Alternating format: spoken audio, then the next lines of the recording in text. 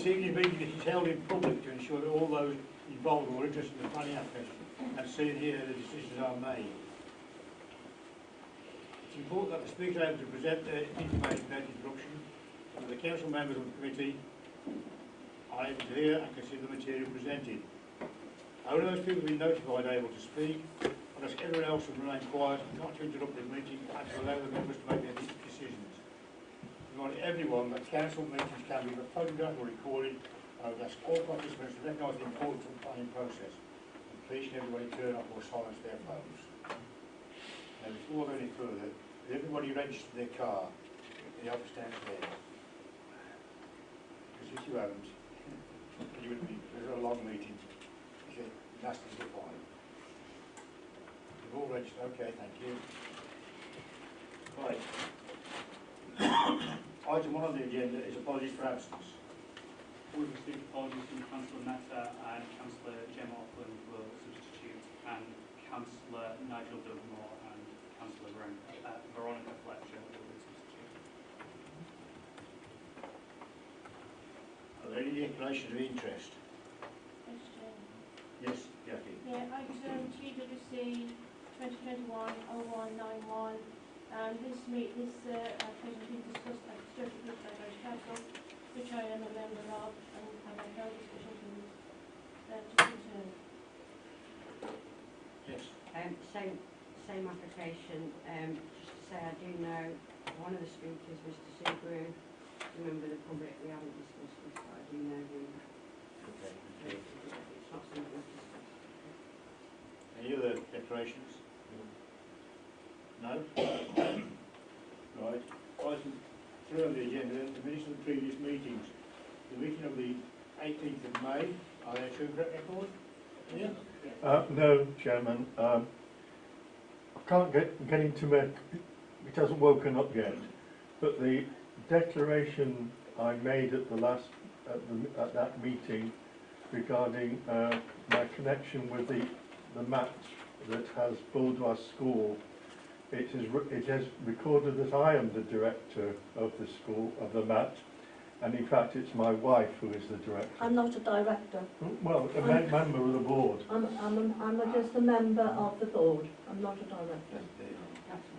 Could I have that corrected? Veronica Fletcher, not Ian Fletcher. Yeah. It declared that my wife. I declare that my wife is a board member. You declare your wife, okay. And it says he is. I'll read it out so we get it right. Councillor Fletcher declared interest in planning application 2019-046 as indicated that Builder School was part of the multi-academy trust that he was a board member of. Should we change it to? My wife was a board member of. Okay with that alteration? With that over here, okay? Yeah, thank you. All agree on that one? Yeah. Thank you. The next item of minutes is the 19th of May 2021. Record? Yes, move it. Yeah. Thank you. All agreed? And the third lot is the 2nd of June 2021. All agreed? Okay, thank you. So we have 3 lots of minutes there. Right, item 4 is deferred or withdrawn applications. None, no. Item 5 is site visits. None proposed. Okay. Item 6 then is a tree preservation order in the back, and now we have a Miss Nichols when we introduced the programme to make a talk to address the committee, which are fully ready to see, okay? So we're going to present this one. Chair. Yes, as you can see from the report, this is a tree preservation order that was made well, it was provisionally made on the 26th of January. The original tree preservation order lasts for 6 months. During that period, people have scope to, well, not the whole period, but at some time during that period, people have scope to object. We received an objection on the 19th of February 2021. I'll go into a bit more detail later, but but the actual tree preservation order itself relates to a group of trees which are identified on the map that's appended to the report. There's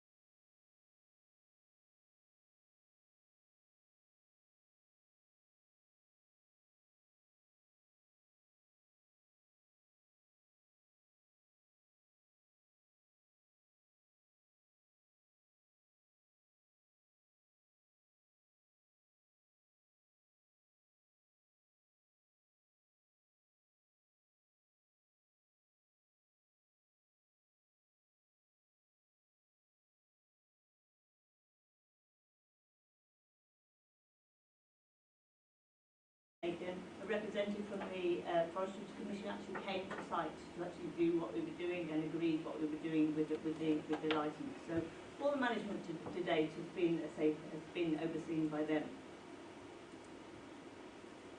So the response I received from Mr. Rennions to my objection to the TPO, that he was putting the TPO on the whole of the woodland to prevent any development of the area. Now, my understanding from the planning process is that the application, any planning application, would be viewed by several people, not just one individual. And Mr. Williams himself, to my knowledge, has not actually visited site to view the plot or view the woodland and the density, or has no understanding other than maybe from the outside or from the map. So as I said, my family purchased the land, well, my father preeminently purchased it along with the house. This piece of land, as you can see from the map, was cut off by the M54 back in the days when it was built. So it's been separated from the adjacent woodland for many, many years. And my father purchased it because of his love for trees and for wildlife. Hence our family is looking after it in this way for so many years. I've had preliminary discussions with a local architect with a review to possible development of this land, but with strict instructions, so there's going to be minimal actual disruption to it. They've undertaken multiple studies on the woodland to make sure that my wishes are complied with. All of these studies would be available to the council for consideration further down the line. The area extends to approximately about 7.5 acres, and any planned development would be minimal, perhaps maybe at 7, 8, 9 houses on 7.5 acre that plot. The rest of the land would remain in my possession and would be managed by me with ongoing. Any translocation of the soil or any species would be within that plans, as if there was a requirement to do so. The trees would remain around the edge to shield and protect from the woodland from all sides. Therefore, the visual immunity, which has been mentioned, would not at all be affected. I also live alongside the M54, so I recognise the importance of those trees to reduce the sound and the emissions from the M54. The visual immunity, as I said, wouldn't be affected from Wellington. The line of sight would still not be broken. We could still see the Arkle and the Wrekin. So from any point either above or below the woodland, that wouldn't change at all. All those trees would be retained. The woodland itself is within the town boundary, and I say has been separated for many years by the M54 motorway. The original TPO notice made reference to historical woodland, but none of our surveys to date have found any evidence to support that. I'm free for questions if anybody wants to know anything else about. We'll go back to the legal man there. Thank you, Mr. Woods.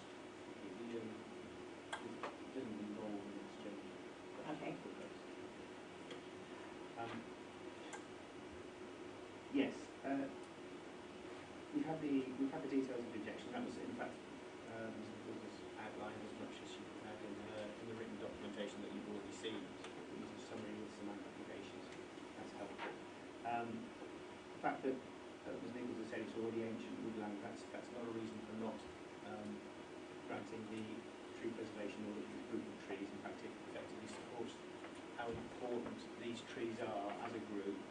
The fact that they're already well managed, again, good management does not necessarily provide the protection that, in the officer's opinion, these trees need as a group. And there's a degree of disputing the importance of the woodland. Well, I think Gavin will have an opportunity to confirm how important this woodland is. Yes, the Agriculture Officer in his written responses to date has explained and confirmed that the actual report itself on paragraph 8 explains how a tree preservation order is made and confirmed if members believe that it's necessary and expedient in the interests of the community to do so. And it's quite clear that the tree preservation order will not preclude the necessary lopping or pruning, but what it does, it just requires the owners to seek council consent before any such work is undertaken. So, as I say, a tree preservation order does not prevent that sort of work taking place. Paragraph 7.1 of the report says that quite firmly, and the officers are of the firm view that the amenity value for trees outweighs any reasons for their removal, and the reference has been made to the development, which wasn't in the objector's written representation, I don't think, but Ms. Nichols has actually made it clear here. The development will have an impact, an adverse impact on the woodland, and perhaps at that point it's best for me to refer to Gavin to add to his written objections and perhaps take members through the photographs, because I think they're there for that purpose. Thank you. On the 22nd of January, planning inquiry was received by our planning department with a proposal for 9 dwellings within the woodland. These are the photos from the woodland. My favourite. I took those. You've been on my land without permission. There's a public way that runs around your land so I use that. So the woodland was originally part of the Arkle Woodland, which is a designated SSSI. It was part of the Arkle Woodland until it was separated by the M54. The Arkle is a designated ancient and semi-natural woodland, as is the woodland in question today. The planning inquiry, when received by planning, accompanied an ecological assessment. Within that, the author has written that there are 3 different types of national vegetation classifications of trees in there. So there's a W6 alder woodland, a W8 ash and field maple woodland, and a W10 oak woodland. All of the indicated species within the woodland in question are that of ancient woodland indicated species such as bluebells, dog's mercury. The site itself contains many of the features attributed to a SSSI, as would be common, having been sliced through in the 70s. The site supports a rich botanical and biological diversity. It is a UK BAP priority habitat, making it important at a regional level. I'm sorry about this, Ms Nichols, but the figures in the ecological study say that it's 2.9 hectares in size, and if the planning development was granted consent, just under 40% of it would be lost to development. The retention of mature trees within the developed part of the site is highly unlikely and impossible to achieve. This is an ancient woodland and it is an irreplaceable habitat. That's about it. To summarise then, the recommendation is a firm recommendation from officers. The members resolve to confirm the order without modification, especially bearing in mind the threat to the woodland from the potentially proposed development, which has been described, and the importance of the woodland development. Okay. The representation is before the committee now. Any comments? Peter? Yeah, thank you. I didn't realise it was going to be quite such a potentially big development in actual fact within that woodland. That really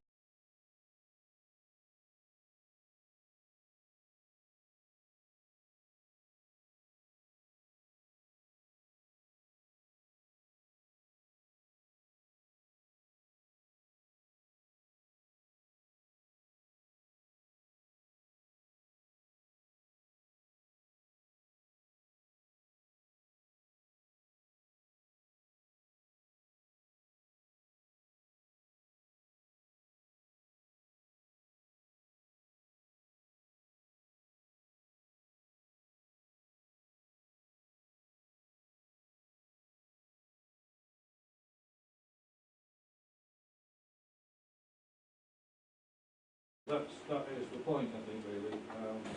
We see an awful lot of trees and hedges disappearing for the sake of development, which sometimes can be good. I feel on this occasion, the most protection we can give to that woodland we should. So I would definitely be inclined to agree with the tree officer and the recommendation. Veronica? Thank you very much, Chairman. I agree with what Peter's just said, and Councillor Scott has just said, and I am concerned as well that the development might encroach on the woodland. You also mentioned that there's a right-of-way around the outside. Is that on the definitive map? Because that is vital that it goes on the definitive map, because there's a big consultation regarding that at present. So all those aspects must be preserved, and I quite agree that we should preserve this because it's the only way from a TPO that we can do that, because through planning process it can go bulldoze a lot, and I am deeply concerned that that would happen. Thank you very much indeed. The black line, do you see the road to the north is Christine Avenue in Wellington. So the right of way comes between those houses there, Yes. and follows this path Yes. all the way down to Yes. Aqueduct Lane and then onto the bridge. Thank you very much indeed. So I think that should be brought attention as well to the ward councillor for that area, that definitive, that right of way should go on a definitive map during the consultation, so that could be recorded, please. Thank you, Veronica. Any other comments from the committee? Sorry. Anybody against the TPO? We moved it to I second it. TPO. All those in favour, please show. That's unanimous. So the TPO is confirmed. Okay? Good. Thank you, Mr. Nichols. So what is the next process for me to raise further objections?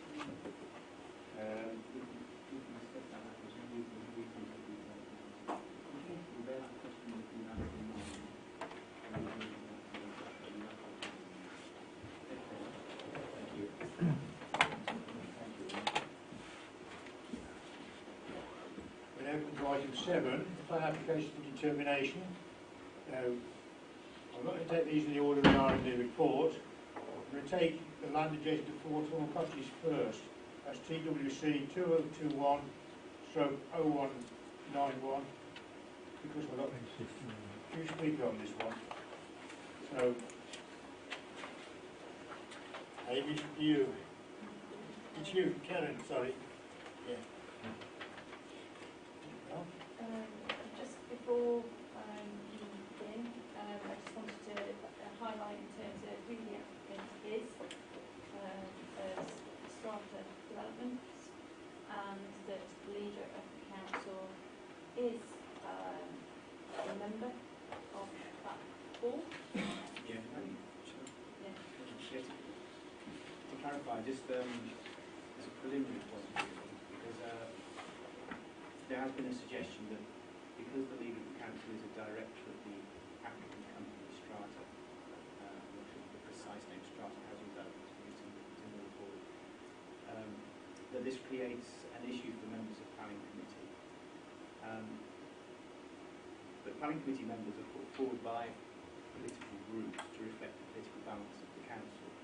But each member of this committee is independent and open-minded when it comes to determining a planning application. Each member forms their own view on each application with reference to material planning considerations. There's no political whip or anything like that in the planning committee. It's an independent thinking committee. So my advice is that there is nothing to support the suggestion that the leader's position with the applicant company has any relevance to members' considerations today. That's the first preliminary point. There's nothing else to add on that. And also, just while I'm at it, there's a comment that the validity of the 2018 outline permission has been queried. This has been, I've noticed it's been addressed in the officer's update report, and the officer might be picking that up. Is that, well, I'll leave that for now, and I'll come in later. But the main point was the one that I've introduced. We'll decide the thing on material planning issues. That's in outside of the planning issue. Okay? Thank you, Chair. So this application relates to land adjacent to Tunnel Cottages and Aqueduct Lane, Sturchley, and seeks approval of reserved matters for two dwellings following the grant of outline planning permission under reference TWC 2017-1018. Therefore, the principle of the development has been established with the outline consent, and the only matters that are for consideration now are reserved matters of access, appearance, landscaping, layout and scale. There are some objectors of public speakers, and there's a large number of objections to the proposals, some of which go to the heart of the original consent that's just been touched on. But I will address that after the public speakers, so I'll pass back to you, Chair, for the public speakers first. Thank you. Right, I've got 4 public speakers. The first one is Councillor G. Sinclair from the Parish Council. Mr. Sinclair?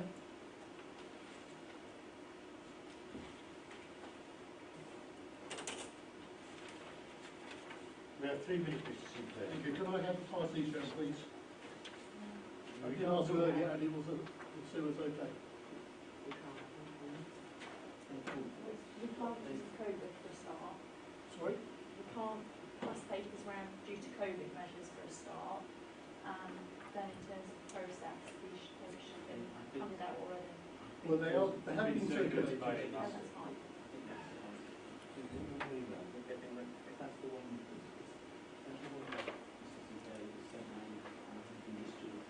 already. Yeah. Look at Miss Stephen. Is that it? But I was told that 3 hard copies could be useful. I'm not going to read the whole of this 3 pages. I've got some bullet points. I'm representing the residents of Sturchley Parish, Sturchley and Brookside Parish Council. You will have received an email which includes the full presentation of this application. Give me 10, I can't hear. Please use the microphone, I can't hear. The microphones are for the actual. The outside recording. Oh. Yeah, we haven't got any microphones. Oh, they're not? Yes. Okay. Can you hear me now? No, we won't. No, That's for the Okay, I see. Yeah, broadcast. Oh, sorry.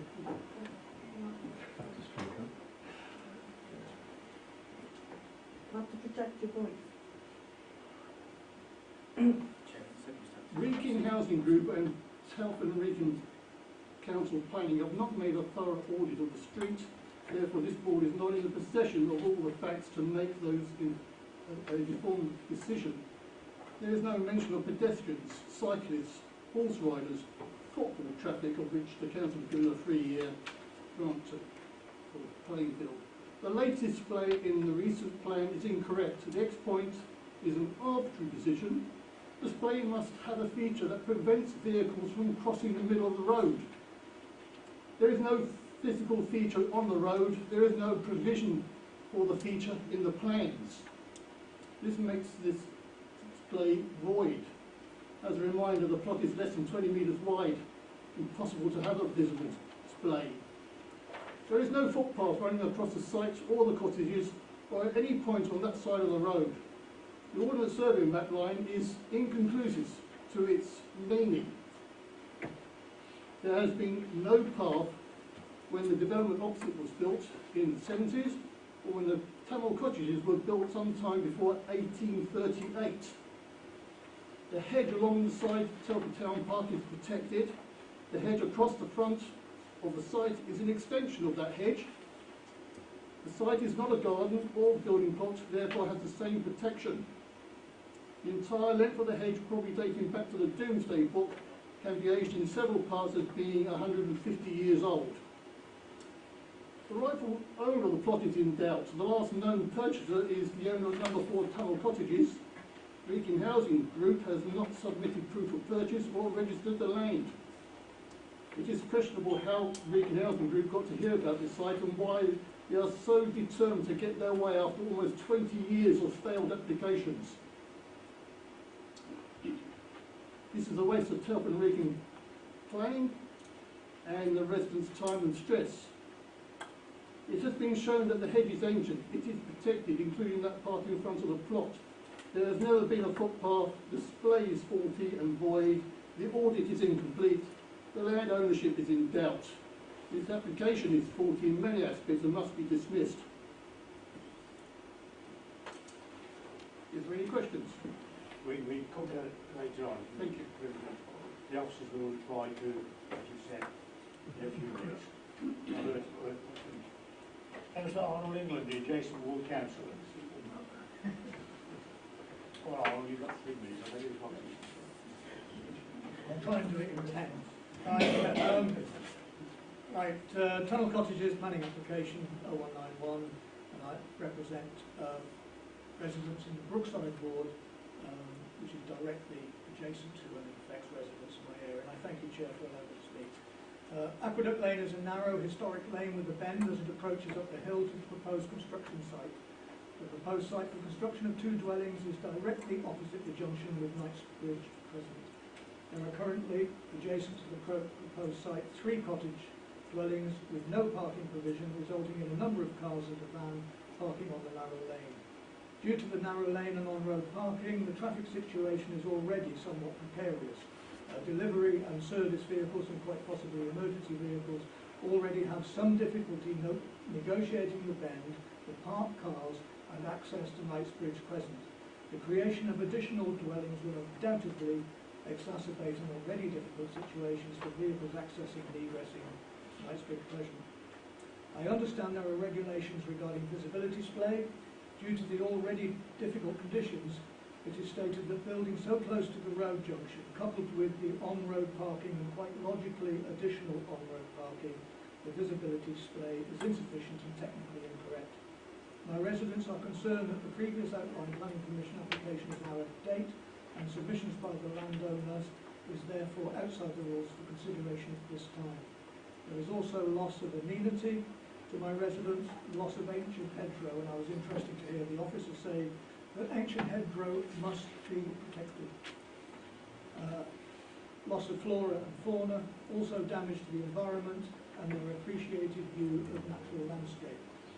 And in light of other comments that I've heard, I ask that this application be rejected. Thank you, Chair. Thank you, Arnold. Shall I go? Next on my list is Councillor Nathan England. I don't know whether he's for or against. Nathan. Good evening, I am Nathan England. I represent the Nedge ward in the capacity of Borough Councillor. At the time that I requested to speak at tonight's meeting, I did so because of the refusal to allow Brookside ward members to speak on the application. Now that the ward councillor has received special dispensation and are allowed to make representations tonight, I'll keep my comments brief. I asked members to reject the tunnel cottage planning application due to the fact that it will remove ancient hedgerow, trees and damage the local environment. The site is also very close to the embankment which leads down to the Silken Way. The construction work may cause stability issues to the site. The buildings being proposed are a lot closer to the edge of the embankment than the existing dwellings. The site is also close to Telford Town Park, and this development will have a damaging effect on the park due to loss of habitat, and this defeats the object of protecting our award-winning park. I understand that there has been and will be some considerable representation from residents on rules and procedures not being followed. There is no doubt that there is a real need for affordable and social housing in the area. However, I ask that you consider all aspects of this application, particularly the potential damage it will cause to the environment and the residents who live off Aqueduct Lane. Thank you. Thank you, Nathan. Mr. Segredo, please, member of the public.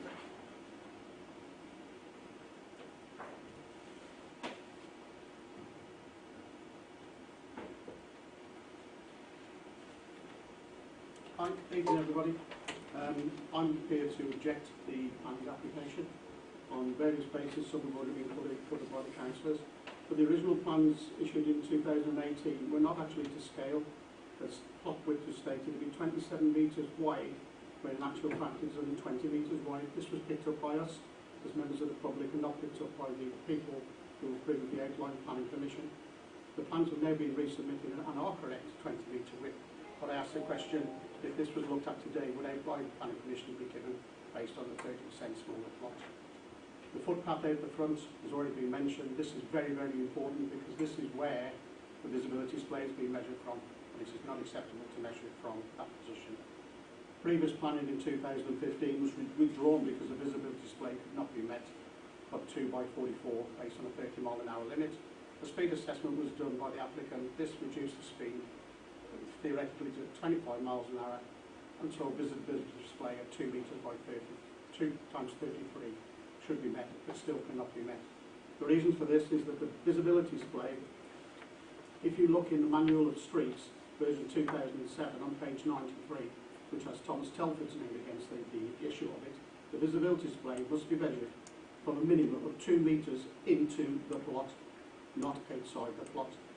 The only time that the visibility can be measured from outside the plot is where there is a central reservation, meaning vehicles cannot pass from either side of the road.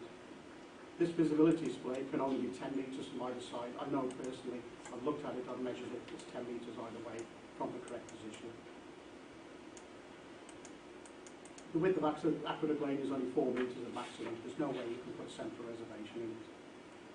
The buildings are very, very similar to what was submitted before and were rejected, and the lack of privacy to people in the tunnel cottages will be adverse because it's stepped back from the front of the road. The house designs are completely different to anything that's already there. They do not match the tunnel cottages, they do not match the properties in Aqueduct Lane, Knightsbridge present, or Belgrave present. Based on the facts, and I will point out the word that these are facts, they're not propositions of any kind. I've looked at these, I've studied them myself. This planning permission should not be granted and accepted, and the outline planning permission was granted and accepted on the basis of a plan which was incorrect.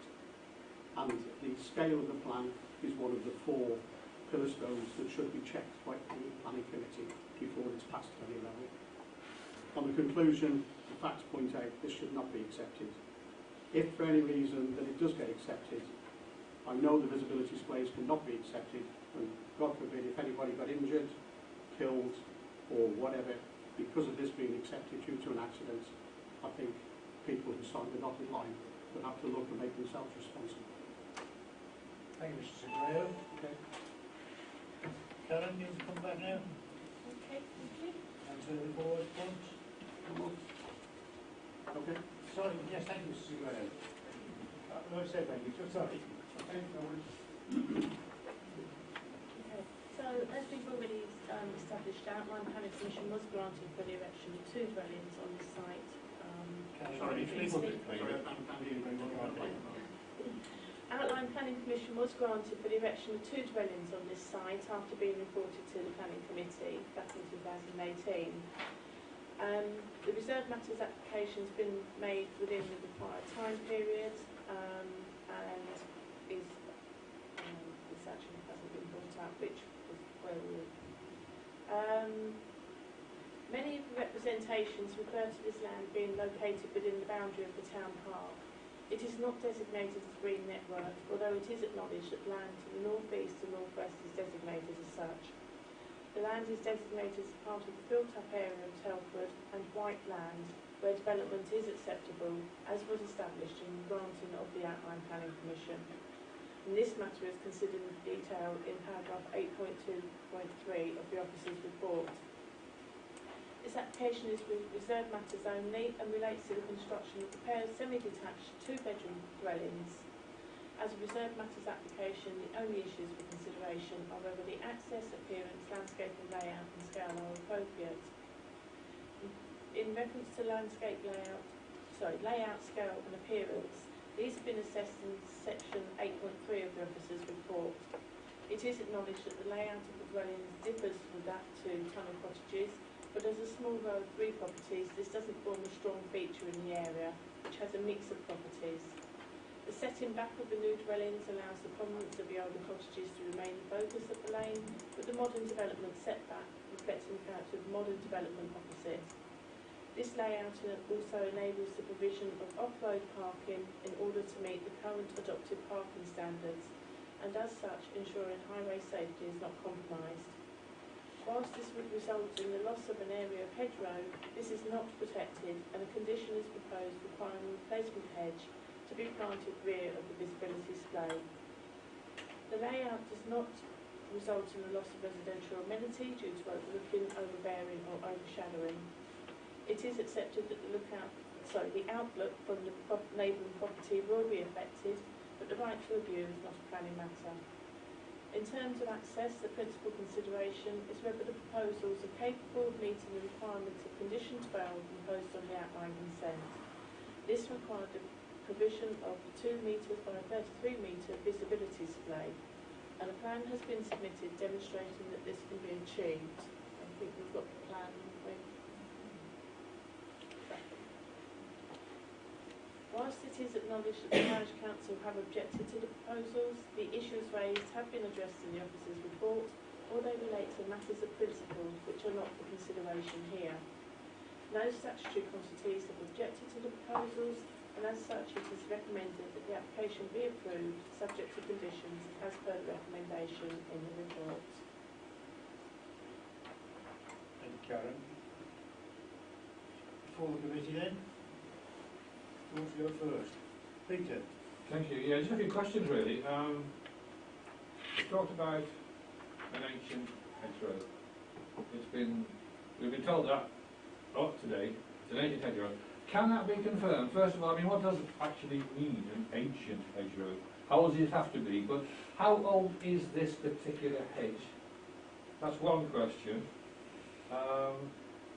We suggested the original application is out of date. Is it? That's the next question. And when we were there today, we could see that there is a potential for a problem of parking either side of the exit of this development. Is there any probability or possibility of double yellow lines either side? Not in front of tunnel cottages, obviously, because that affects them, which wouldn't be right. But to prevent people parking right and left of the entrance and exit. Because I would like to see that personally as a condition that it happened, because it would make that area safer. Because there is, it is a one-way, isn't it? It's no through road, should I say, that one there. And people do tend to, as we saw, park alongside that area, where if they couldn't legally by the entrance to this particular application, it would make life a lot simpler. So I think that is.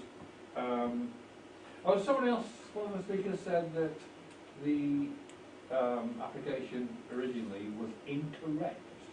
I'm not quite sure what was meant by that, but I'd like to know that we're talking about something legal, something definite. The hedgerow, I want to know whether it is, you know, was it planted 5 years ago, 50 years ago, who knows? what does make it ancient? I don't know. But our hands are kind of tied in many ways because this is reserve matters, and the arguments about what happened at the last time we spoke about it, I know aren't relevant, but people may not. So, you know, we're rather tied because having looked at it and been in there and tried to get into the space, which was rather overgrown, I can see that the parking situation certainly is quite adequate. And you can turn and you can come out. So the issue for me is the safety of driving out and prevention of people parking either side to make that difficult. Thank you, I'll shut up. Yes, Councillor Scott has said quite a lot of what I said. Again, my concern is display, that the visibility is sufficient. Also the enforcement, because you've got the turning space for 4 cars, the turning space there is adequate, and also that it's enforceable, because you might have that turning space there to be sure that the people that are occupying the dwellings actually use that turning space to safely go forward and exit the properties. Obviously coming back in is a different matter. I'm concerned as well that in one of the objections said that there was no parking on the tunnel cottages. Actually, right next door to the properties which are going to be a proposed site for the 2 dwellings, there was a car actually parked in this car space off the road adjacent to the fence. The other concerns I have, again, is what Councillor Scott has said about parking there. If you put the parking restrictions there, that would exclude visitors, people, unless they're unloading or loading. I presume that might be a provision on it, I really do not know. But if when they pull their bins out, the refuse bins and recycling bins, not to put it outside their own property. That would prevent then 2 stops for those vehicles, one where they're going to collect from tunnel cottages and one outside the properties, so that there's a collection point that is safe for the vehicles to fill in and to empty those bins. I don't know whether that could be put in place. A lot of areas in my ward, we have cul-de-sacs where all the bins have to be pulled out to one collection point. So this is actually happens already. So whether that can be done, that's if all this goes through at this moment and what we're asking. The other point about the ecology, I'm really keen on ecology and saving trees.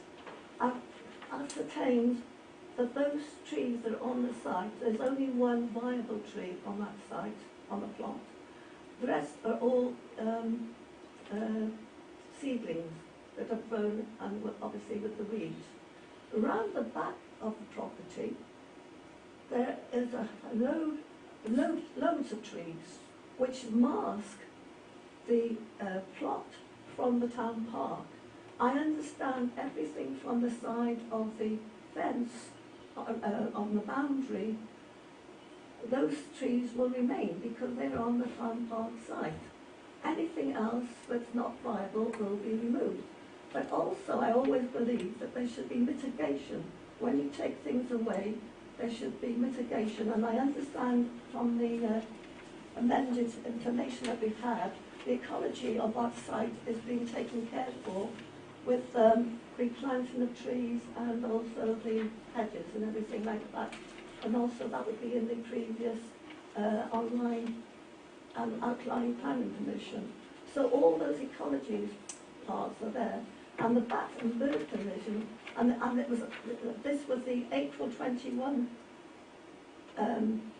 ecology report, so there is an up-to-date ecology report because I've seen it online. Also, on the previous outline planning commission, it was about birds and bat boxes. Those are also a recommendation to go on the site. So I believe that the whole of the ecology has been looked after because it has to be mitigated. And again, with the ancient hedge, that's got to be determined, but I know unless you've got a TPO on the trees and on a hedge, it doesn't exist, does it, on planning? So they cannot be protected. I understand that, and they can be removed. The other thought I have as well, because I can see the hedge actually needs trimming alongside there as well, because that is definitely overgrown, and there is a footpath on the opposite side of the road, and that happens in the load of other areas that we have. You don't always have two pavements on either side of the road. Therefore, the concerns I have is that it's a health and safety issue from the access and egress, and the access in and egress out for the from the properties, that there is a safety concern there, that it is mitigated with the slate, and I would like that for confirmation, because as it's been said, we do not wish to see, when we make a decision, that there's going to be any accidents. Thank you very much. Karen, would you like to reply to those points? Yeah. So in relation to the Hedgerow Regulations, 1997, to be regarded as an important hedge, it would need 7 or more species in a 30-metre stretch, and it would need to also appear in on the 1842 tide maps of the area. We as a council only have 1882, I believe, is the most we go back to, so Shropshire Council have got the rest. But they would be the recognisable features to regard it as an important hedge. But I've not seen it, so I've seen it on Google Maps just now. All I could see today was hawthorn. Yeah, it looks like a monoculture hawthorn hedge. Yeah. But so it needs 7 or more species and features such as ditches. But this is more based on farmers' fields. So it can't be designated an ancient hedge. I wouldn't say so on the brief assessment I've had on Google Maps then, because it just looks like a monoculture hawthorn hedge. Right, regarding the validity of the planning application, so planning... Karen, can you speak to the people? Sorry. Regarding the validity of the planning application, so the original outline consent was granted, and Section 92 of the Town and Country Planning Act specifies that where an outline planning application is given, the approval of reserved matters must be made within 3 years of the date of the approval of the outline planning permission. And so the conditions set out in the recommendation suggested that this should be 2 years, along with the commencement on site within 2 years of the reserved matters approval. However, this reduced time period for commencement on site was not explicitly reasoned by either the report or committee. The resolution at the committee meeting delegated authority to the service delivery manager to finalise these conditions, and on preparation a standard 3-year condition was therefore accepted. So you can vary the 3 years, but it needs to be reasoned. So if you're going to have a shorter one, you need to reason why you're shortening it. If you're going to have a longer one, you need to reason that as well. So the legislation actually requires 3 years. So on that basis, the application is valid. Regarding the parking, the access, I'm informed by the highways officer that the access will have what's known as an H bar in front of it, so that has no parking designations on that particular bit. Whether the road would be suitable for having double yellow lines, that would be under different legislation and not part of the planning application.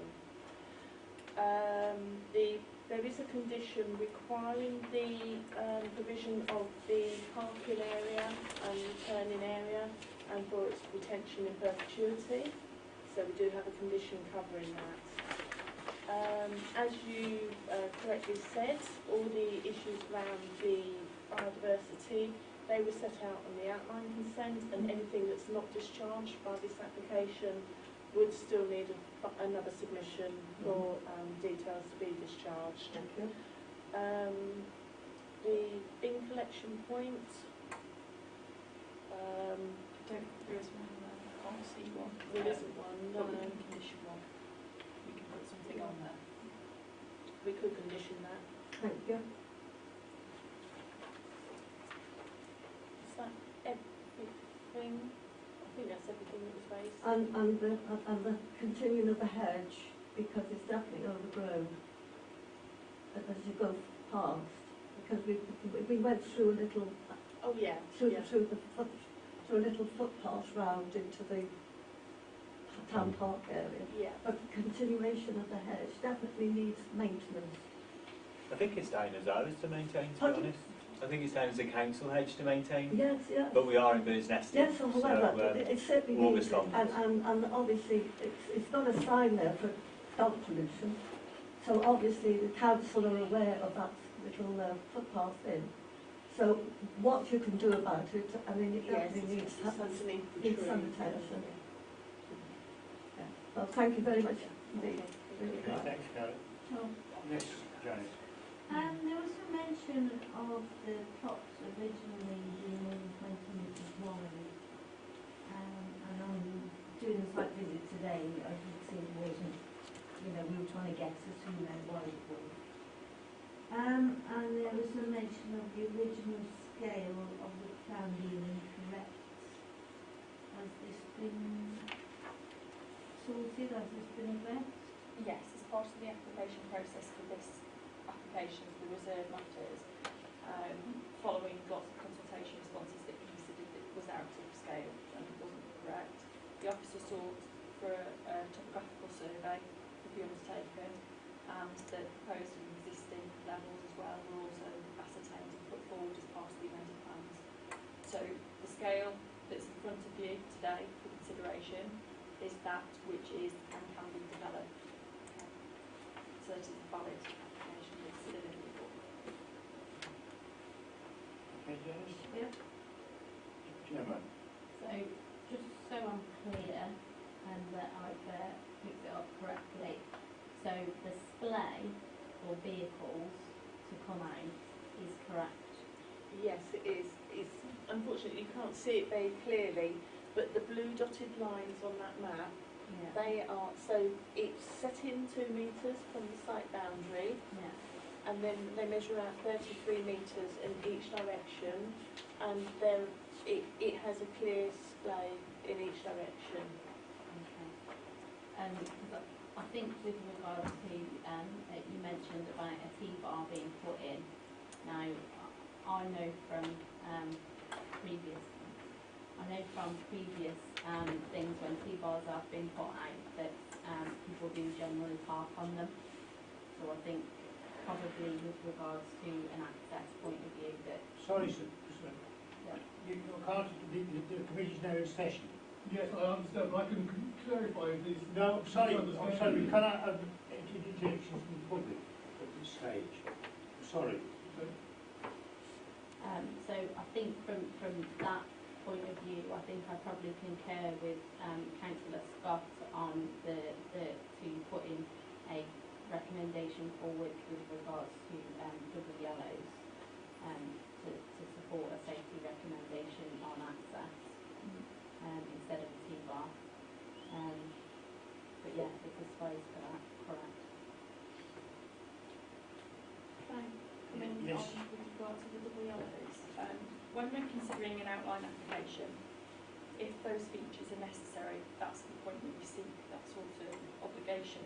And what we do is we ask for a section 106 at that time, which seeks a contribution of a sum to come forward, and we will undertake through separate legislation a consultation process for the traffic regulation order. And then through that consultation process, if that's successful, then that money will be used to implement those double yellow lines. This committee's already considered that outline application, and we are considering reserve matters.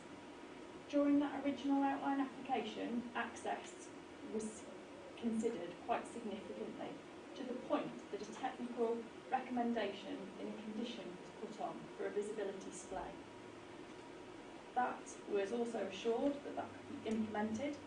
There was audit surveys as well in terms of safety audits, that to understand the speed of the road and the visibility display could be reduced. So effectively, all the implementation around the access that has been considered. So we're now effectively you've got full detail here on this reserve matters application, which is about that technical access point. So we've kind of gone past that point of around where the section 106 requirement and the TRO was required. Does that make sense? So, can I just ask a question then? So there's no way at this stage that we can ask for that double yellow line road traffic order to be put in place, but can we recommend it to be considered by the council? Because if you cannot do it through 106 agreement, then obviously the onus comes upon the council to do it. That's my understanding. So can we make that recommendation from this committee that we submit this request to the council to consider putting double yellow lines or a traffic order in place? Thank you. Pick that up with the Highway Authority. However, in terms of mitigation for this development, you've already considered that. Yes, I don't think there's any problem with this officers taking away the points that you made regarding WO lines and referring them to the relevant highways team for them to consider. But as Val said, it's not part of this reserve matters application. There's nothing, but this committee can make those suggestions and say, yes, if members are minded to approve this, we're minded to approve, but we'd like this to be just considered by the relevant officers to take it, because traffic management, which is what WO line is a reactive process very often. When it's not picked up proactively, because it's not considered necessary, it can be a reactive process. So this committee can alert highways officers to the potential issues that you raise, and they can pick them up. And it can be picked up by the ward councillors anyway, can't it? Really. So it is important. I feel it is. So I hope the ward councillors. Yes, we do. Yeah. I hope the ward councillors push for that. That would be very useful to the residents in that area. Thank you. I understand what you're saying. Thank you. Chair, we could, but I think Kieran will probably remove the points so that it can be referred to the relevant highways. Kelly, you want to come in? Thank you. I know Janice has already asked this question, just for clarity. Is the size difference in the original application make a difference to the actual planning application? Because that's what I heard was being said, is that it wasn't a proper planning application because the size wasn't measured correctly. Is that the case? Is the original planning application still valid? Yes, the original planning application still stands. It is an outline. It's still valid. It's still it still was in date at the point that this application was submitted, which is what it needs to be for the reserve matters to be submitted. Now, in terms of then the actual width of the sign, it has altered, but it's gone inwards. Okay, and as you know from phases of development, red line plans for reserve matters can be smaller than the original outline, but it can't be. It's bigger. Going on it. Just want to clarify. And the other thing was, I think I've heard you say, but I would like to clarify. We can't consider that, will there be a loss of habitat on town park, and if so, can we not consider that anyway? Is that what you were saying to us? There is requirements on the outline consent for mitigation in relation to biodiversity, and those outline conditions carry through, that is the planning permission, and so yes, there is mitigation measures that are in place and will be carried through. Peter? Just one final comment from me, really, and that is just to state that the position of the leader of the council on strata development has 100% no dealings with my own thoughts on it or my decision. I'm sure everyone else here agrees. No one's influenced me, I can assure you, Chairman. No, but it needs to be said because it will be said afterwards.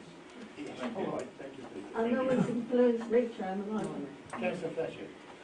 Thank you, Chairman. I've been waiting You always patiently. do patiently, and I do have all the speakers though. Yeah. Okay. Actually, I remember the original outline on this one. I was here that long. In fact, I've been here a lot longer.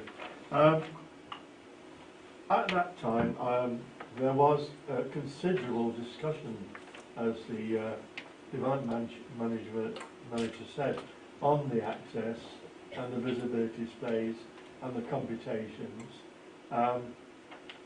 We now have an application which complies with the appropriate regulations, and therefore, having read the conditions on this reserve matters, I formally move the recommendation as supplied to us in the update document today.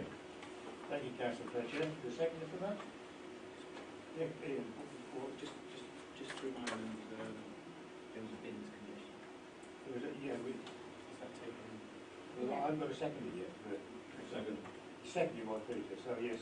It was proposed with Yeah. And all the conditions that we've put in place, you know, that we've more reiterated. Normally we have, again... Yeah, the conditions, and the ones that are already on the outline as well. Yeah, the outline consent stands, you Yeah. don't need to repeat the And conditions again. that's my point. I want that clarified so that everybody Yeah, knows. they are there, they Thank don't you. need to be repeated. But you want bins in a collection point. Yes, that's my contribution, my collection point. Just, sorry, Charles, again. Just to get the use of paragraph 2, delegate authority to the service delivery manager to finalise the conditions, because they're only briefly set out here. Okay. All those in favour of the recommendation, please show. Those against? One against. Okay, thank you. I'm in favour. Then we have the hedgerow properly maintained at September. Please. Yeah, of course you can. Thank you. Thank you all for Okay. going. Okay. So, Hedges have to be put by two different people who belong to two different organisations. Council Campbell conditions are, we will do. Council Campbell, we will make proper conditions available. That hedge is always for customers to make it.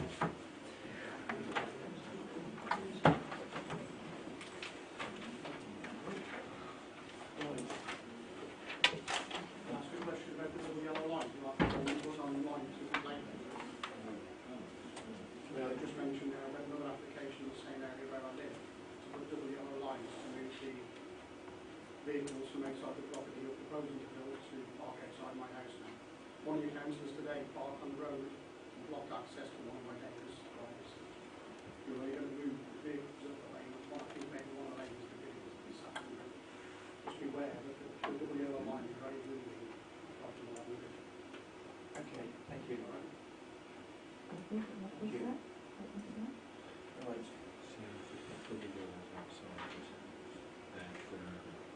And then come to That's what he's wanting. paragraph 2, item 7.1, land at Ironstone Lawley, which is 2010-0828, page 43. Thank you, Chair.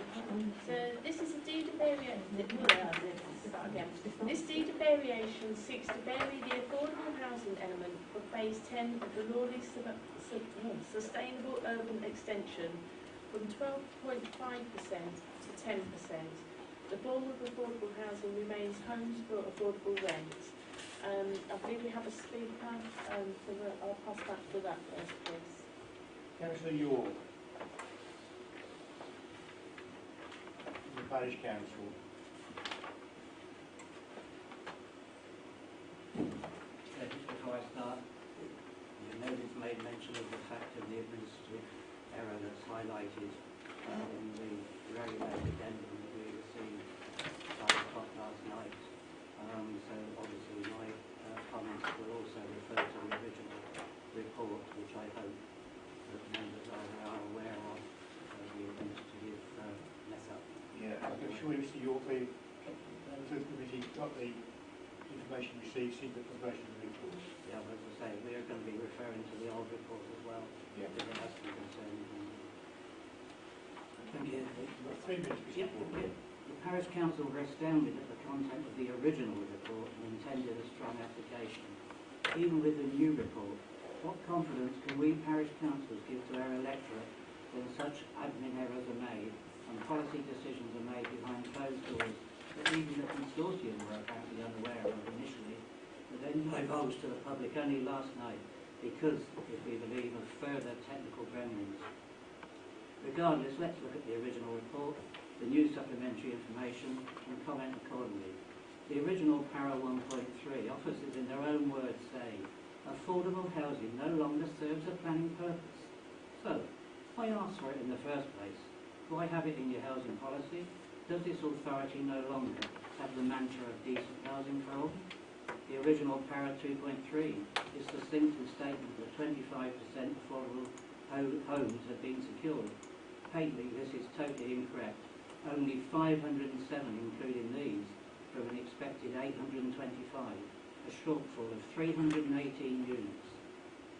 Original para 2.4 declares the miserable percentages latterly achieved for Lawley, not exactly figures of pride against those achieved elsewhere in Telford. Original para 4.1 looked for the sympathy for the developer's financial plight. This should not and must not ever occur in Telford again, lest other developers jump on the same financial platitude bandwagon from this planning authority. This developer benefited from authority-approved reductions in planning standards in 2010. His time of plenty has returned in the last 3 years. The electorate must not be expected to suffer financial woes. Original para 4.4. One hopes the 10% now on offer in this new report can never be reneged upon. Otherwise, the taxpayer will be funding a private company's money shortfall. A developer equity problem is his problem. He can and will easily increase house prices to pull in the extra cash. Rules must never be changed or diluted to suit any developer's plight. My parish council will not oppose the 10% affordable home allocation now put forward.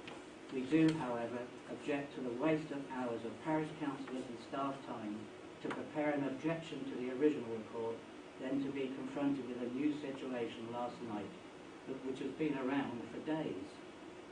The debacle does not engender the openness and transparency expected of authorities today. Please note even the report error regarding public consultation. Ideally, this report, Chair, should have been deferred. We ask that you investigate and report publicly on this matter. Thank you. Thank you, Mr. York. Councillor York. Right. Okay, thank you, Chair. So this is an application querying Section 106 connected with Lawley Sustainable Urban Extension, which was originally granted outline planning permission in 2005. The original Section 106 agreement sought 25% affordable housing across Lawley. By way of background, since the economic downturn of 2008, it has been necessary for the applicants to reduce the amount of affordable housing on phases approved since 2008. Phases 7 and 8 were approved with 15% affordable housing. Phases 9 and 10 were approved with 12.5% affordable housing. The applicant is now seeking to reduce phase 10 from 12.5% affordable housing to 10% for reasons of viability. Viability evidence has been presented by the applicants based on the market value of the land today, which proves the phase 10 development is unviable. The appraisal also demonstrates that even without affordable housing at all, phase 10 still does not provide a financial return to the developer that meets the requirements of the NPPF. The Council has had the viability appraisal independently assessed by an external consultant who agrees with the detailed viability information provided and supports the applicant's position. Nevertheless, the applicants have offered to provide 10% affordable housing in the form of affordable rented homes. This would be a total reduction of 4 units from the scheme approved under reserved matters.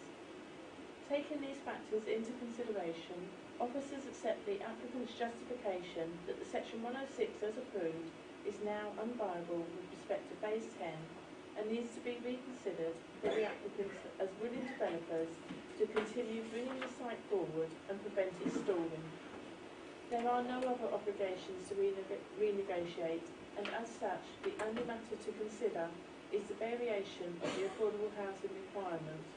As a result of this, officers consider that the benefits in terms of allowing the site to come forward will significantly and demonstrably outweigh the harm brought about by the reduction of affordable housing provision within Section 106 to 10%, and therefore it is recommended that the application to vary the Section 106 agreement in respect of Phase 10 is approved.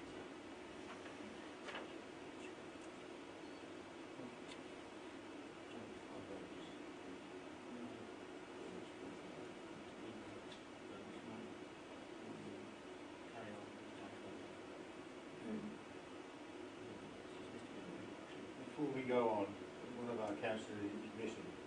Now, I might sound a bit strange, but unless the councillor is here for all of the meeting, it is all the items can't take place.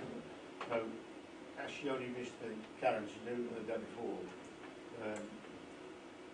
we need to find out if this is all right or not. Quite like to. Because she's still shaky. I've had words with her. She's still shaky. Right, okay, when I then. came in, she's still That's shaky. fine. Like me, I'm shaky too, but she was certainly shaky when we came I in. was a bit concerned about you. Yeah, that's why I stood up here. Yeah, she's active woman. Yeah. Jane's gone to Yeah. ask her whether she's okay. Do you want to hold the meeting then? No, we'll carry on because carry on. but she won't be able to vote. Yes, when she gets yeah. back. I understand because we had this conversation. Peter. Thank you. Yeah. Anthony. Oh yeah, everybody's fed up, aren't they, of affordable housing being reduced, and the fact that we come forward with figures depending on where you live. Where I live, it's 35% we're supposed to have. It ends up with nothing, you know, and it's depressing. And I think it's probably about time local authorities and planning committees just said no to developers, because Councillor York is quite right in what he said. They can increase their prices. It's not an issue for us, really. Although, that said, I would like to ask Ian, what would be... I mean, I'm fairly sure we're stuck with this, as we were previously at the last meeting, but what would be the legal impact on the council of a refusal of this? Just a minute, please. Janice, because you've been absent quite a bit, you can't take part. Yeah, Okay? exactly. You okay? You're okay? Yeah, I've just started one of them things. Okay. Can you answer? Please? Yeah, well, the problem is that it's refused and there's an appeal. That's the scenario you're looking at, the prospects of defending your refusal on appeal. And I'm afraid the guidance of the NPPF is so strong on us maintaining the viability of developments, the prospects of successfully defending an appeal, when, especially in this scenario, when actually the viability appraisal comes down to they can justify a 0% contribution, and they're actually offering 10. And bearing in mind that we've gone out and got an independent, I'm sure we got out and got it. We went out and got it. We got an independent. I think in these circumstances, my advice is that the prospects of defending on this, everything's case by case.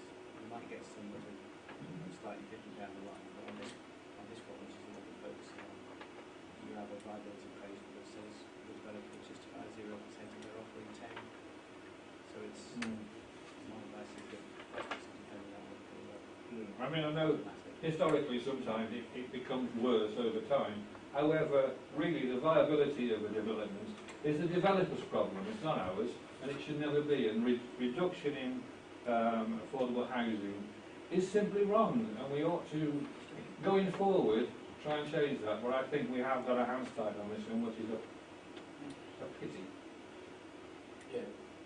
As Ian has said, the NPPF comments strongly on development. Yeah. Okay, I've got 3 speakers waiting now. Veronica. Thank you very much, Chairman. To thank the officer for the report and for the information contained therein. I would like to know how many houses are at risk, because in the last but one paragraph you say the applicant has demonstrated that even with no affordable housing provision, because we've now got the fall back in, but this is in 7.1, the scheme is still unviable. However, the reduced level of unviability would still allow the scheme to be brought forward. So how many homes are at risk in this development? Because I know the total was 3,300 in 2005, but as they're in different phases. So that's one question. They also, on page 45, 5.2, subsequent to Reserve Master's approval of phase 10, and with the benefit of further detailed site constraints analysis and due diligence, additional abnormal development costs were identified affecting phase 10. These additional abnormal costs related to ground stabilisation, preparation and remediation, depth of foundation costs, height and retaining structure, build during extended due to delays in construction large retaining walls. I remember that application vividly because it was for an extra few houses and there was a huge wall to be built, and that would set back the land which was on a slope with trees and vegetation, which that vegetation was the drainage system that allowed the land to be drained properly. And now, in mitigation, they have spent £6,500,000 for this remedial action, and they're using that in mitigation for the affordable housing, or towards the affordable housing. And other things in the report says there's other things that are problem to the viability of the affordable housing. But I am deeply concerned that that contentious application now is used as part of, they cannot spend the money on affordable houses, and they're using it in the mitigation. I really am concerned, and I'm also concerned, as Councillor Scott has said, that every time this comes up, they get the developers get the planning permission with the affordable houses, and the next thing is they can't afford to do them. Now, we don't want to see this site going wrong because of the, there's still unviable parts of this plan. But it is with reluctance I have to accept what legal advice has said, that we have to look at this, because if we go to appeal, it will cost the council even more money. But it's just not right. The houses are really needed in the area. The affordable houses, people have been waiting years, 2005. Nearly 20 years this is, they've been waiting for houses to be built. And here we are, having to have mitigation so that they can proceed. It's not right and not proper. And I'm really, really disgusted with what is coming towards us all the time. And I think we should make our views known that it is not acceptable for us to keep having these planning applications and then to come back to this council chamber for us to say, yes, we'll agree to do it, because otherwise we've got no other opportunity to get more houses for people to have homes. I think it's just awful, I really do. Councillor Fletcher. Thank you very much. Thank you, Chairman. Yeah. You could watch, put on there. No, I can't to stop either. This question of affordable housing, first of all, can I say to the officers that thank you for actually having the viability report being made available on the planning website, though it was very difficult to read, and I had to go and adjust it to get it in a format that was actually readable, no matter which computer I used. And as it says, based on the recommendation from the independent people, Turleys, 0% is acceptable because they're going to make such a loss. This is one of the reasons that I'm a little bit concerned. why are they making builders making losses on houses? I know this site has been developed to a very long time and the value of land has adjusted, but I've got a large urban extension in my ward and we got 25% affordable houses on the phase that's just been agreed without any problem at all. In fact, the developer made a mistake in his first computation and had to add an extra few, because I counted them, they weren't quite 25%. But we're getting 25% over in Prisley, but Lawley seems that they can't do it. Good with the fact it's on nice greenfield land rather than an ex-coal mine. With regard to the we had this application last month where we agreed one set of arrangements for the affordable housing, which appear to have changed, and we got the first report saying none at all, and now we've got 10%, which, as the MPAPF says, 10% is acceptable. Therefore, in the light of the latest recommendation, I can't see why we shouldn't accept the change to the deed of variation to make it 10%. Okay, thank you, Gemma. Yeah, I think I have to say there's an economic downturn and that is affecting the families as well. So the developers have got an economic downturn, but the families who actually need affordable housing are also suffering an economic downturn, who actually require it. So I do have to say that affordable housing is needed. However, I have taken on board the points about how we're looking at either 0% or 10%.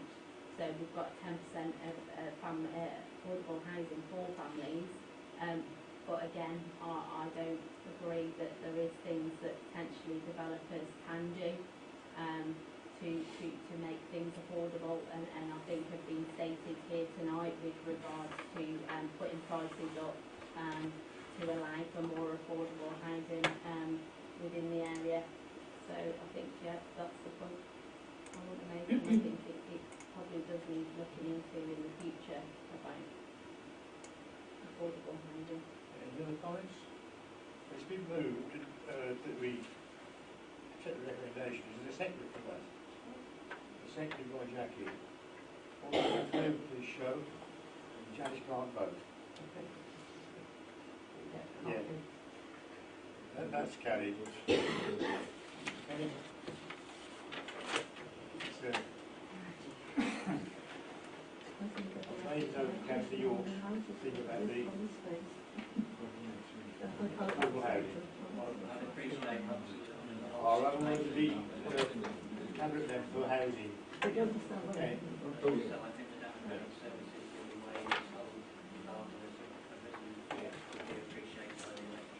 Okay. Thank you. Right.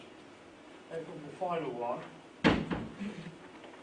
which is 26 Hillside Road, Ketley Bank, and that's 2020 1068. So this application is an outline application for the erection of one dwelling on the garden land of 26 Hillside Road in Ketley Bank. The application is outlined with access included and landscaping and all other matters reserved. The dwelling will be accessed directly off Hillside Road and will provide off-street parking for the proposed dwelling. There is a historic air raid shelter on the site located towards the front of the site, which is included on the Shropshire Historic Environment Record. The application has been subject to some amendments over its course, predominantly to remove a garage, which was proposed on the plot, and to change the matters reserved for the application from just appearance to layout, scale and appearance. A reconsultation took place following the changes, and an update has been circulated to members. In terms of a verbal update, there was an error in the update circulated to you. regarding the inclusion of landscape as a reserve matter. For clarity, landscaping is being considered now as part of this outline planning application, so it's one of the reserve matters that we are seeking to approve. Following receipt of the amended plans, the local planning authority are recommending to the planning committee that outline approval will be granted subject to conditions, and I believe we have a public speaker on this one. We do have one speaker. Councillor Reynolds? The ward councillor. Thank you, Chair. Members. Right. I was speaking today on behalf of the local residents of Hillside Road and Mount Pleasant, Ketley Bank. The concerns against this proposed development are as follows, and there's four distinct areas. The highway issues. This area of Ketley Bank consists of a characteristic narrow single track, and although used as a two-way road, it is only wide enough for one vehicle at a time. It is virtually impossible to stop or park on any of the road without blocking it. This part of Hillside Road where the proposed development is to take place, and where access is proposed is at the narrowest part of the road, and therefore access and egress will be very difficult and will add to the existing road pressures. There are already constant issues with the residents regarding damage to property and vehicles, where delivery vehicles use any area to enable them to turn and leave the area, and often reversing into any convenient drive or space. It is also recognised as a high-risk area for emergency service vehicles as well as refuge collection vehicles. The second point is regarding drainage. It is already acknowledged by a report by Telford Wrekin from February 21 that no development should take place until a scheme for foul and surface water drainage should be submitted for approval to the local planning authority. There have been long-standing issues regarding drainage in the area, causing flooding, sewers and drains being blocked, and the system severely backing up. The addition of this development will simply add to the problems experienced by residents of Hillside and Mount Pleasant. Already reference has been made to the World War II communal air raid shelter. It's an extensive structure which has both archaeological and historical interest, and is referenced under the Shropshire Historic Records. And any suggestion to remove and demolish this shelter could undermine the very foundations of the roadway of Hillside Road, which could then affect the services that the area currently enjoys. The fourth one is the environmental conditions. To accommodate access and egress to the proposed site, the removal of established hedgerow will have an impact on wildlife. It is acknowledged by ecology that this site has the potential to be enhanced for biodiversity, and therefore the loss of valuable hedgerow and green space would be a sad loss. The development will impact upon the character of the neighbourhood and will impact upon certain neighbouring properties, and could be deemed to be an overdevelopment of the site. The removal and opening of up of the hedge to form a new access to the development is on the narrowest part, as I've already said, and will undoubtedly cause the biggest issue of access and egress to the, from the property, or to and from the property. This area... yeah, but last paragraph, right, thanks. This area is, as is Ketley Bank, is a defined high-risk area by the Coal Authority. The site lies in an area of historic, unrecorded underground coal mining activity that is likely to have taken place in this particular area. Thank you.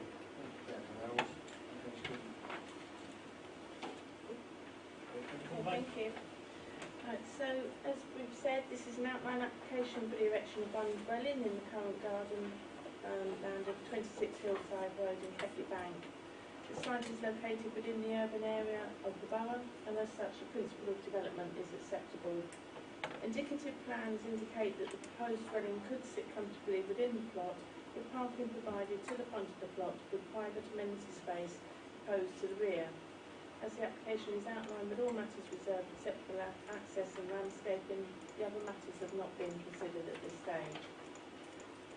There have been objections to the scheme raised, as just been detailed, and these matters have been considered by the consultees.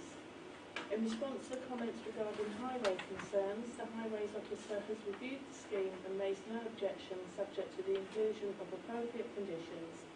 Whilst the lane is acknowledged to be narrow, the cumulative impact of one additional property would not cause any significant adverse impact upon highway safety. The parking is in line with the standards requested within the local plan. With regards to drainage concerns, the Council's Drainage Officer has also reviewed the scheme and raised no objections subject to conditions. The applicant would need to put forward a suitable drainage scheme when those conditions are discharged. In respect of the scale of the dwelling and alleged overdevelopment, the local planning authority considered the plot is large enough to accommodate a dwelling, and the applicant would need to demonstrate at reserved matter stage that it is an appropriate scale and design for the plot.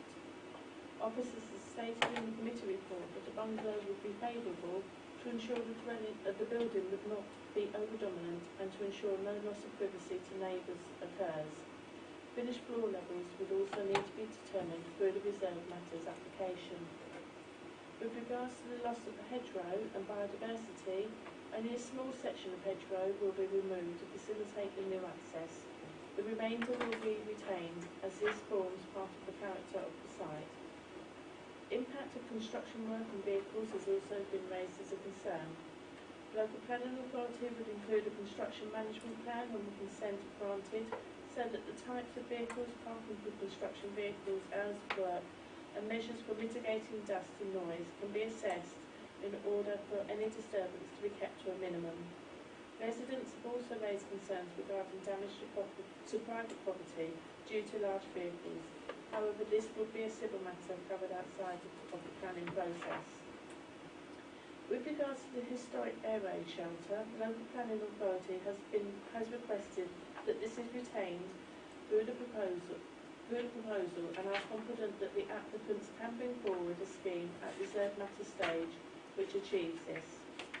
Whilst Shropshire Council did not raise any objection to the removal of the Airway shelter subject to an archaeological survey being carried out, the local planning authority consider retaining it should be the first point of call. As a result of these conclusions, the local planning authority considered that the consultation comments have been satisfactorily addressed and the overall scheme will provide a new dwelling within a sustainable location. Therefore, officers still recommend approval for the scheme in line with the recommendation in the report to the committee. Thank you, Karen. For the committee, Peter Scott. Thank you. Yeah. You can't imagine tonight, can you? I had a drive up there this afternoon after going to the other site of it. I know what the road is like. It is very narrow, and that is true. We've had other applications on this particular road. I did feel, though, that this particular stretch, if you're going to put a building anywhere, it's probably the best part of Hillside Road to put it on. It has very little. It has no difference to the property over the road, put it that way. I think it can manage it, so I'm not sure there's too much of a problem there. I was surprised, though. I mean, it's rather a large garden, and the number 26 sits there. I did feel, though, that once you halve it and you build a property, which ought to be a bungalow, and we'll see if it comes to reserve matters, then I would rather hope it would be. I can't imagine anyone wanting this air raid shelter in the garden. I mean, if you haven't been to see it, please go and see it before you go to reserve matters, because it's a big cigar-shaped job, which with a chimney on the end, which people go into, and you think, well, who the hell would want out there? So I would rather,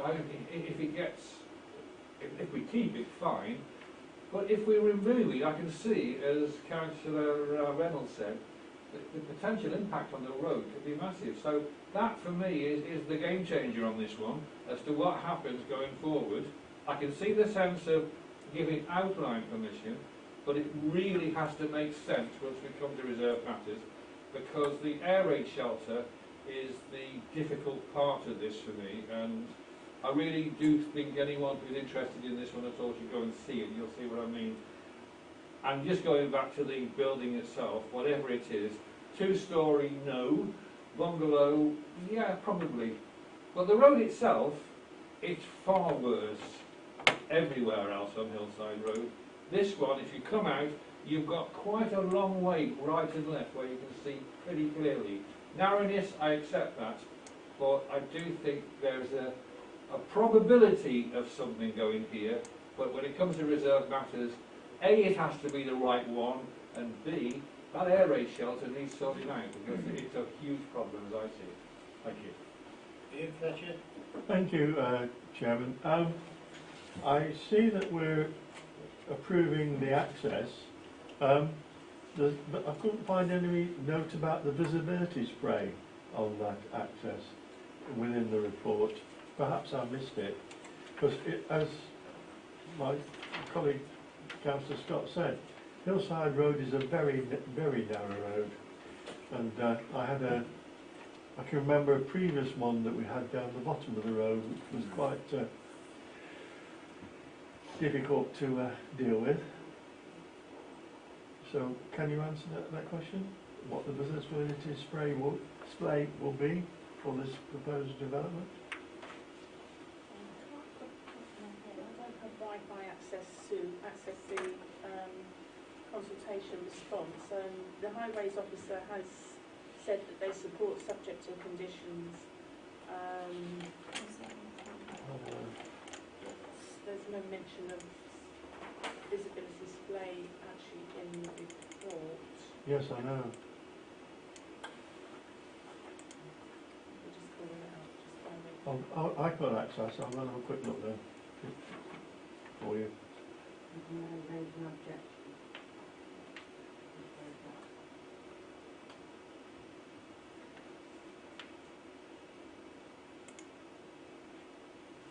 Any other comment from West Meeting? Councillor Fletcher. Thank you very much, Chairman. I have concerns about this application on the garden and the proximity of the air raid shelter. Also, the coal mines. I know there's a note saying that somebody has signed the letter saying it's safe.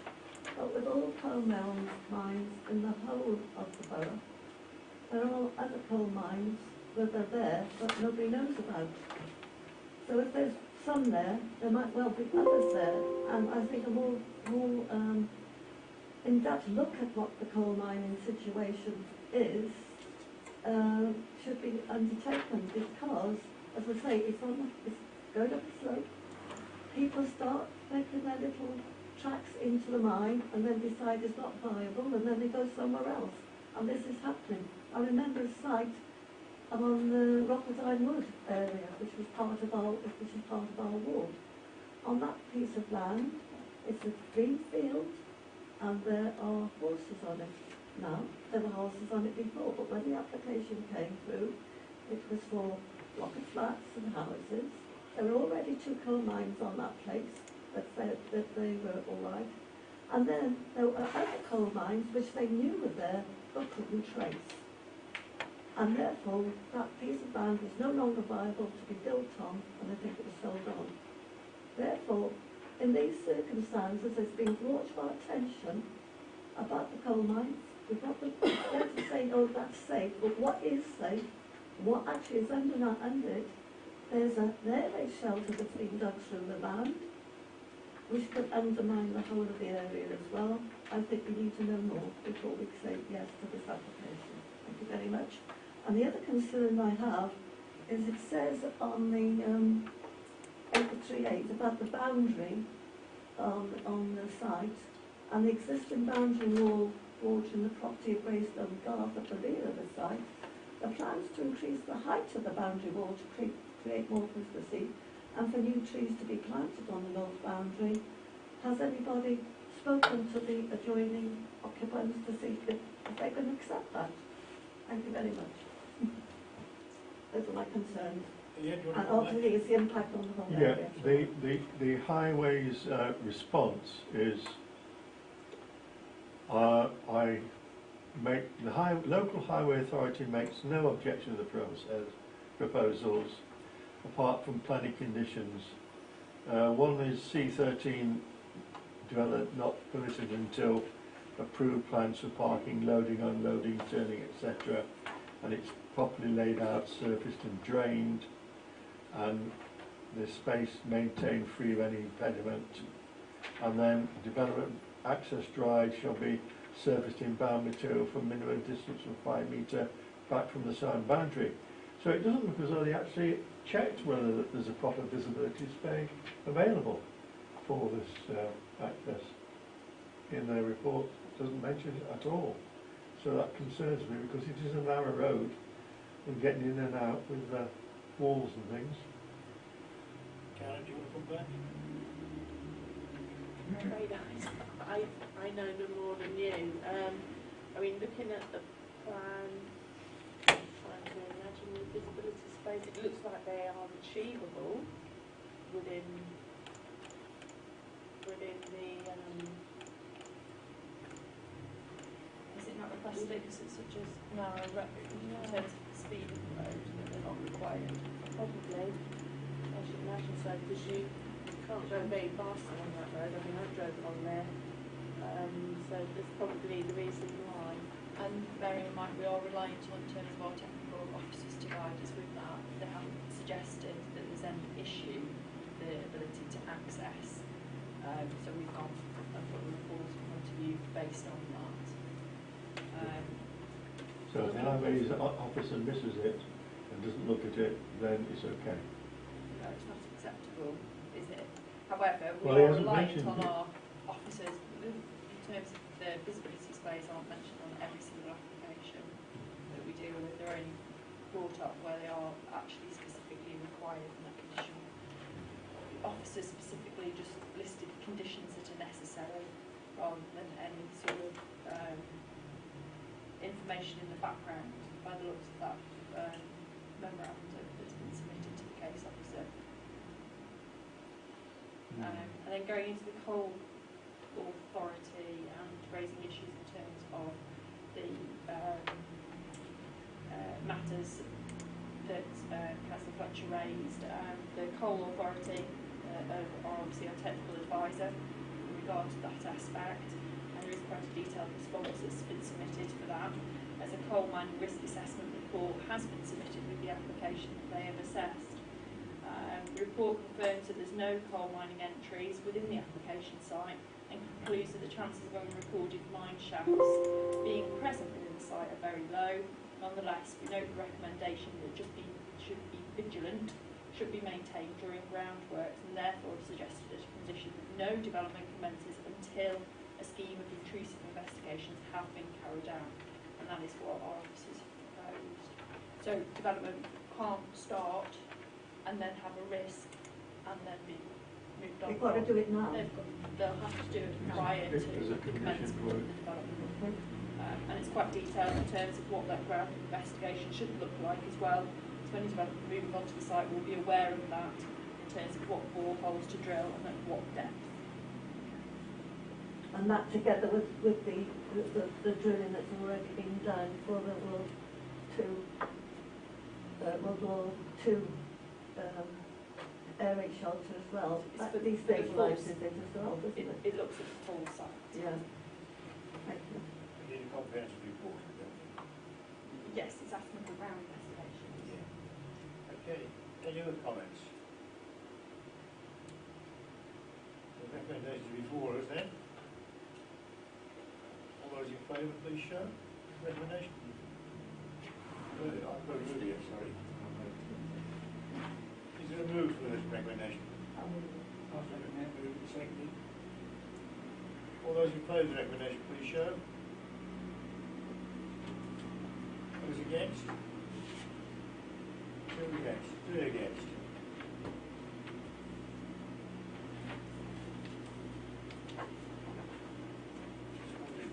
there, I shall use the mushroom growing place. Well, have you seen it? Oh, yeah, That's the thing. It's a big worry, that one. It's the big It worry. is a big word.